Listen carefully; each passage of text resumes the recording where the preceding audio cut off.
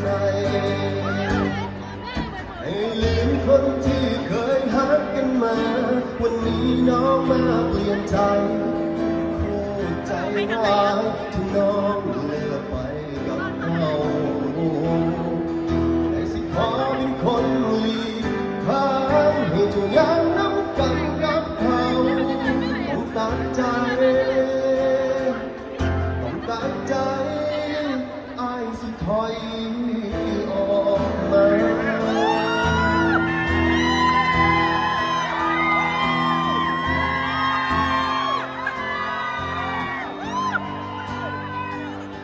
แม้น้ำตาไหล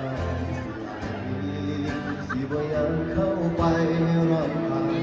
อ้ายสิขอลงมา